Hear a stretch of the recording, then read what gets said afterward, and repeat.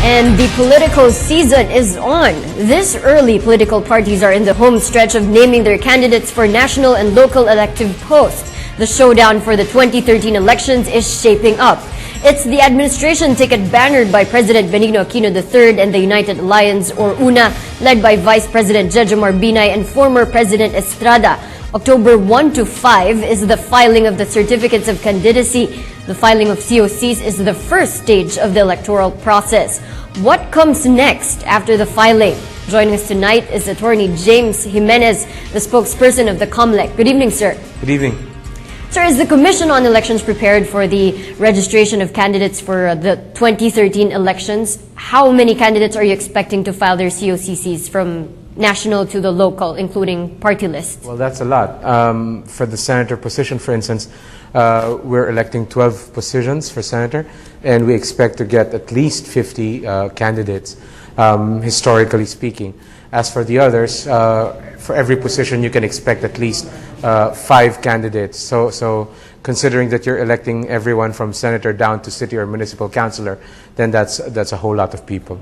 Right. So when will the official campaign period begin? Is it after the filing of COCCs? Not exactly. The certificates of candidacy will be filed from October 1 to October 5. However, the campaign period actually starts, in the case of national positions, February, and March in the case of local positions. So that means you have a few months gap between the last day of filing and the actual start of campaigning. Yeah, but still, we see this almost every election, that you cannot stop other candidates, especially those running for Senate, to engage in early campaigning. Will there be any penalties if they do so? Well, what you said, that we see this all the time, that's absolutely true. What's different between now and previous elections, of course, is that now, under the law, Republic Act 9369, and the Supreme Court's interpretation of that law, there will be practically no way that we can penalize premature campaigning. Campaigning in between the filing of certificates of candidacy and the actual start of the campaign period, we will certainly see that as premature campaigning, but the question of whether or not we can hold them to account for it, whether we can sanction that, unfortunately, technically, premature campaigning is no longer illegal. Oh, okay. So, sir, how about those in show business and those, let's say, who are news personalities? Are they supposed to give up their programs or appearances if they're running? Again, under Republic Act 9369, it says all of the acts prohibited of candidates will only take effect at the start of the campaign period. Interpreting that the way the Supreme Court did, I guess that would mean that all of the acts, not just premature campaigning, but also all of the other acts which were previously prohibited, such as maintaining a broadcast program for candidates. So although we do need a lot of guidance from the COMELEC on that in terms of the resolutions that we will be putting out, again, a surface reading of how the law stands and how the Supreme Court interprets it would indicate that even those practices, such as, again, like I say, candidates maintaining broadcast programs, that might no longer be, prohibitable, if you will. Isn't that undue advantage? I mean, to well, those who don't have the certainly it is. In fact, the Supreme Court itself has said that it is aware that this particular interpretation could be troublesome. But the Supreme Court itself also said that the solution for this problem lies not with the court, or in this case, not with the COMELEC, certainly, but with the legislature. It means that it is the legislature that can close the loophole that the law created. Does that apply also, sir, to those candidates who are running again but have existing billboards or signages which are posted? Well, EPAL, I mean, this has been a concern of our citizens. I know.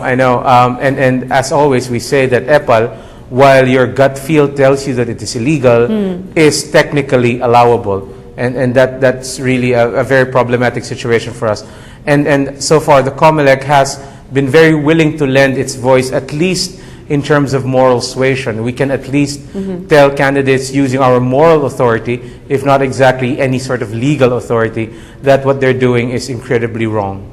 Right. So now, sir, moving on to the party list groups, how many are seeking accreditation for this 2013 elections? We have 165 new applicants, And we're also reviewing the accreditations of 125 existing party lists. That brings to a total of 285 party list organizations that are actually asking the COMELEC to consider them worthy of accreditation. So that's a lot. That's pretty a lot, sir. Do you see any incumbent party list losing their accreditation, or? Well, certainly there have been indications that some might. For instance, some have not responded to our invitation, and our invitation is actually very pointed, meaning to say what we're asking from them is for them to show that they are still qualified. And I guess it begs the question, if you don't show up, how are we supposed to know that you are still qualified? Not meaning to preempt the commission, of course, but certainly that's how the way things are right now. As for the new applicants, well, certainly a lot of them will not make the final cut, especially those which do not clearly show that they represent any sort of marginalized or underrepresented sector. Sir, how about those party lists that that are existing but are proved to not really properly represent those party lists? Will they be disqualified? Oh yes, party list organizations, even though they are existing now, even though they have managed to garner positions in previous elections, if it is shown that they are not actually representative of any marginalized or underrepresented sector, then certainly they face the very real danger of losing their accreditation and therefore their ability to join the elections next year. Sure. How about the multimillionaire party list groups? Will they be disqualified? Well, it depends on who they're saying they're representing.